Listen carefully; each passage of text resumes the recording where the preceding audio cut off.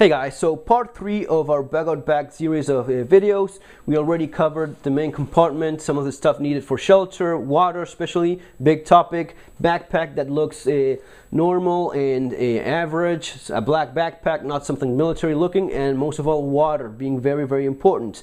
It is the basic minimum amount of kit needed so as to get you from point A to point B. Yes, there are going to be variations depending on your own personal circumstances. If it's very sunny, for example, if you live in very sunny weather conditions, you will want to have one of these hats so as to keep the sun out of your face and avoid being heat stroked.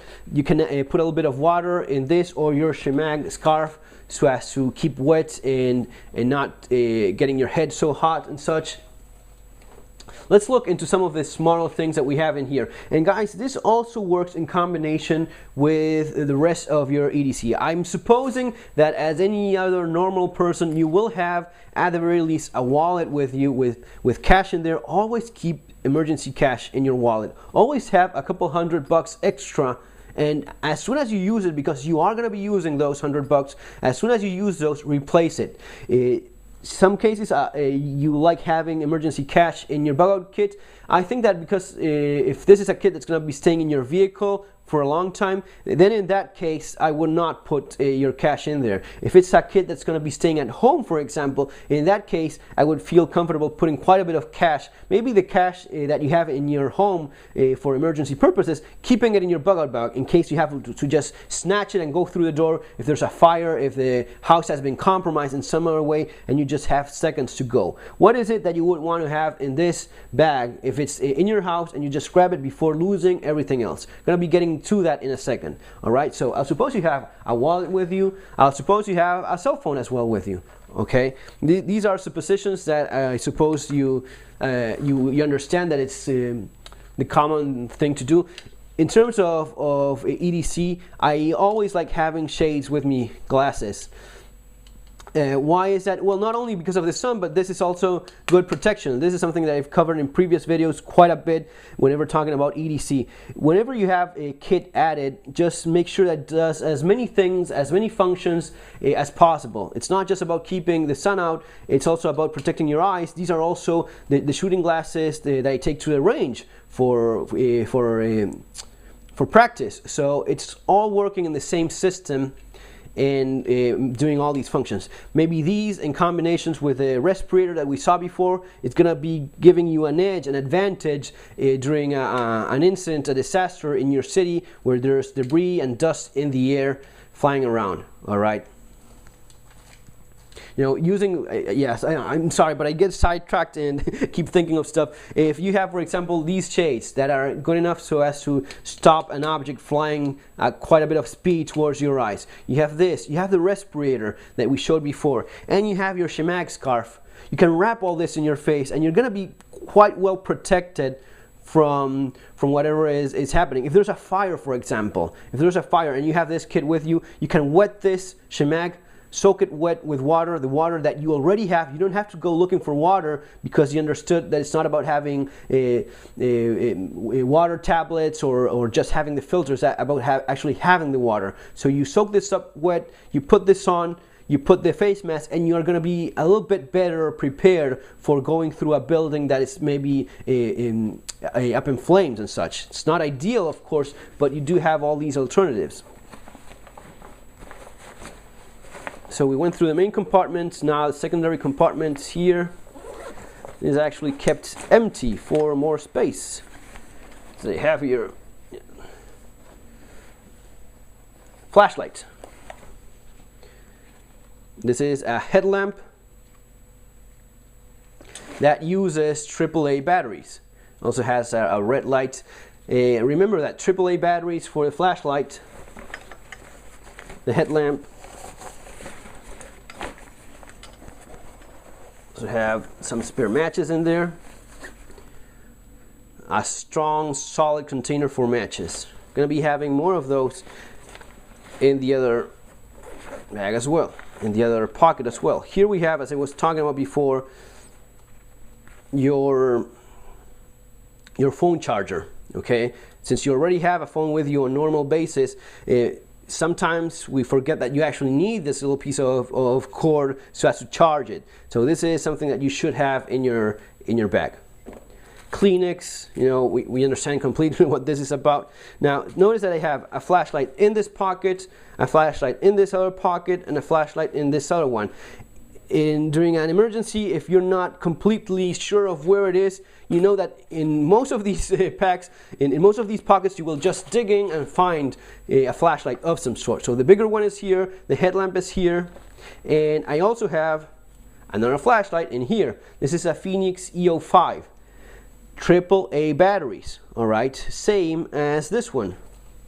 Same as the headlamp. This one uses 3 AAA batteries. Headlamps, guys, allow you to use both hands. That is very useful during an emergency, during various scenarios, during normal blackouts when you want to do stuff. You have to keep working, cleaning things up, preparing food. This is going to be much more handy than just having a simple flashlight like this one. Attached to the cord so as to find it easily. And what we have here, a lighter, normal lighter. This is a clipper lighter. I'm going to be doing a video on clipper lighters because I like them. I think they're pretty nice. A multi-tool of some sort. Yes, you would have a multi-tool with you, but I understand that not everyone is the same. Lots of people do not carry a multi-tool on a daily basis. Yet it is a very important piece of equipment, and you want to have it in your bug out bag. What to add? Don't buy, again, please people, I see it all the time, don't buy a cheap piece of crap because you're not using it because it's in your bug out bag. Your bug out bag is what you're going to be using during a serious event, and you don't want tools and equipment that's going to be failing on you, and there's no need to do that either. The Leatherman, this is the Wingman. I think that the Sidekick is a little bit nicer. These cost 25 bucks, 30 bucks tops. They're not expensive. You know, well, yeah, they're cheap, but they're not expensive for the quality of tool you have. You actually have a good set of pliers. They're going to be allowing you to fix stuff, to improvise things. You have a good blade that actually locks in there as well. So it is a decent multi-tool for the money. Not only decent, it's actually quite good for the money. It's one of the best deals, one of the best sellers in Amazon, one of the best sellers for Leatherman. You have a fire steel. This is not something that you're going to be using normally. You will have other choices. Yes, you have to, it oxidizes, so you have to scrap it a little bit before you get to actual sparks. Yet it is important enough to add it. Maybe it's too much of redundancy because there's so many things in the kit that allow you to do a fire. Mostly you're going to be using the lighter, the most simple, easy way. You also have matches as well, and they probably have another box of matches in there. But you know, fire being as important as it is, it's one of those things where you're allowed to be redundant. A pen, batteries. Which batteries? Yes, AAA batteries, the ones I'm using for the rest of this stuff. Okay, that's how you keep it simple in terms of logistics, using the same type of batteries for most of your gadgets. A little bit of cord for smaller things you want to tie up and not use actual 550 paracord, which is going to be quite precious for you. Bags, you know, a little roll, 5-6 of those supermarket bags. Bags have a number of uses, carrying stuff, keeping food in there, carrying small items. It is just handy to have those. Spare batteries for your ADC flashlight. I have a CR123A battery flashlight on a daily basis, so you need to have some spare batteries for that as well. More cord. This is Kevlar cord, very strong. Again, remember what we were talking about before about a 550 paracord not being rappelling cord, wrapping rope. Yet, if you can double it up, maybe add a little bit of this, you can somehow improvise a piece of rope that's going to be supporting your weight, at least into, you know, a standard, an amount of weight that you're willing to risk it, especially during a last resort emergency. Digging in more paracord, another hank of paracord in a separate pocket. alcohol gel for keeping your hands clean. Yes, whenever you're putting your hands to your mouth, you want to have your hands clean. The last thing you need during during an emergency situation is catching a bug. It's going to be causing diarrhea or God knows what else. It's also used for sterilizing stuff and for starting fires. These are UCO matches. These are great matches, the best matches that I know of. They last for a very long time when burning. It's almost like a little flare. These will start most fires pretty well.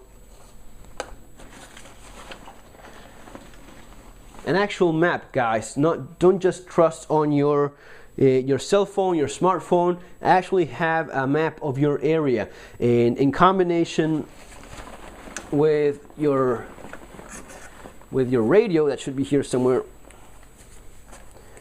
kept in the pockets, right? Little radio. This is gonna be used in combination with your map so as to have more information regarding what's going on. All right, if there's a disaster, information is crucial. And what batteries does it use? Yes, you guessed it, AA, AAA batteries. So your spare batteries will feed any of your electric gadgets with those same batteries. Something happened, you don't know exactly what it is, you need information. The radio, a simple little radio like this one actually has good reach. You can listen to quite a bit of stuff, what's going out there. Information is crucial. Maybe phone lines aren't working, you don't know what's going on, you don't know where you should be going, you don't know which areas of the city, of your location are being compromised, and you should not be heading that way. This, in combination with your map, and if I have a little compass in there in the little tin survival kit, there's a compass in there as well. I have a compass in my watch as well, so as to know a little bit better orientation. With the map is going to be giving you those options along with the information you have, right? So as to plan a route, maybe here's also where you keep some of the information regarding what you've talked about with your family, the places in which you will be meeting, you'll be gathering and getting together so as to get to your bug out location, getting out of the immediate environment that has been compromised by this disaster. That's why you keep, and that's why it's a must-have to have a small map, at the very least.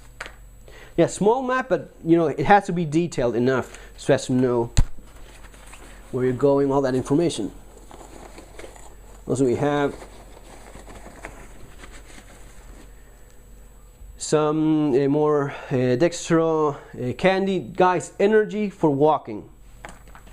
It's not food. Don't think of it as food. It's basic energy. This is a little flat roll of duct tape in red. Red is a kind of color that you would prefer during an emergency if you want to be noticed and found quicker, easier. And what else we have in here? That's pretty much it. On the outside of, well, before we get to there, on the back here of the backpack, we have another pocket. This will have, yes, your toilet paper, of course, in a Ziploc bag of some sort, a bag that it's keeping it. Toilet paper, guys, when it gets wet, it's completely useless, so you want to have it dry. A bit of toilet paper will come in very handy during some scenarios, some situations. And a toothbrush. That's all in here.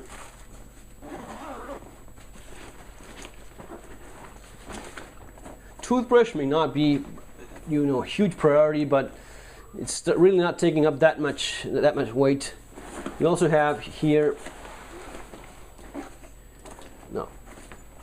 there is.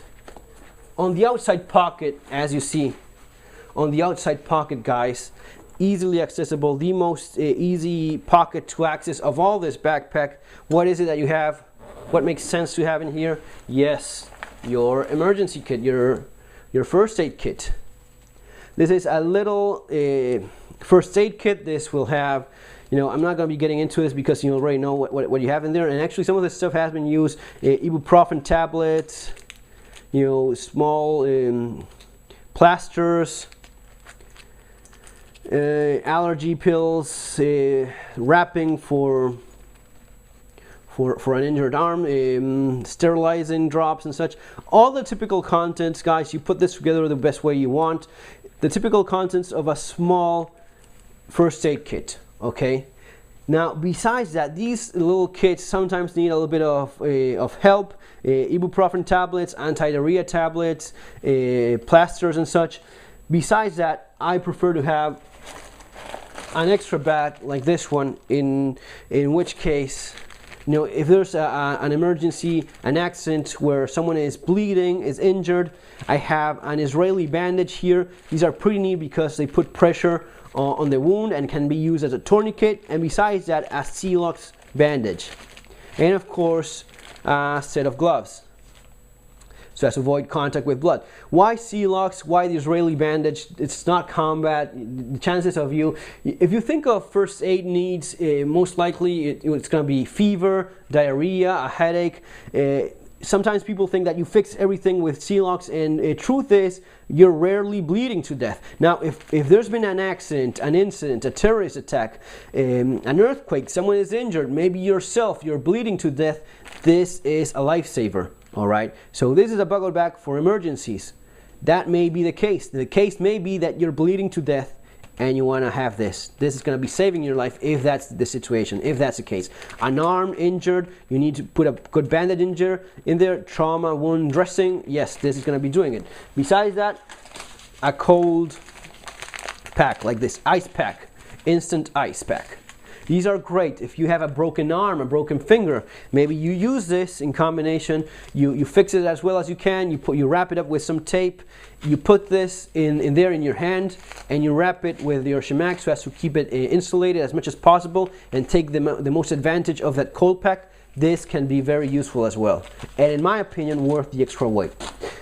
That's basically it for a bug out bag, but it's missing some things. For example, if you're going to be walking more further distances, I would like to add some binoculars, at least a small pair of binoculars, so as to have a better idea of what's going on. It works with this system of the map, of gathering information. If they're telling you there's roadblocks, or there's an incident in some part of town that you're going to be walking through, and you want to verify yourself, or you want to see for yourself how bad it actually is without getting there, maybe these will be coming in pretty handy.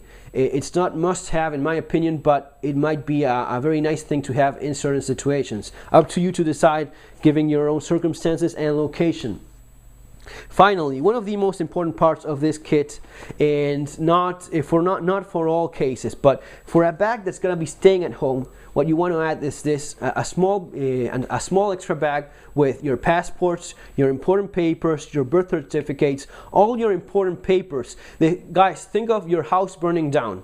Your house is burning down. You can just catch this bag and go. What is it that you're going to be having there? If you're missing your passports, then you've just lost some of the most important stuff that you should have collected when leaving. So if this pack is going to be staying home, you will have this one inside as well, or just close to it or attached to it. All right. You don't want to leave this behind. If you're losing everything, but you at least have this with your passport, with your documents, and maybe the emergency cash that you keep at home, instead of keeping it directly in the bug out bag, you keep it here. So it's your money, your passports, your birth certificates, your important documents and files in here. Maybe a USB file as well for your important computer stuff. This is crucial part. I mean, if you're bugging out, you want to have this. If you're leaving everything behind, evacuating the country entirely, this is what you want to have. Your passports, the money that gives you the option of buying plane tickets, of buying train tickets, buying help, bribing people if that's needed, so as to put yourself into safety. Has happened before, guys. Why not acknowledge that it could happen again? You know, it's happening all the time, all over the world. People evacuating and needing money and documents and papers.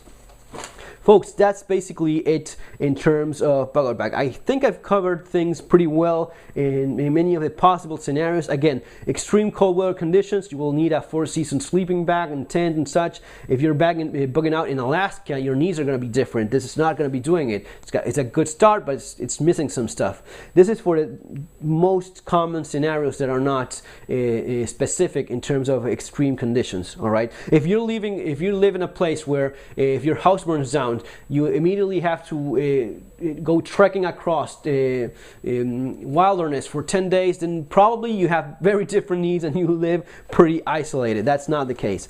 Folks, I hope you're liking these videos. I think it's been thorough enough. Consider subscribing because there's more stuff coming up. Take care. Have a great day. See you in our next video.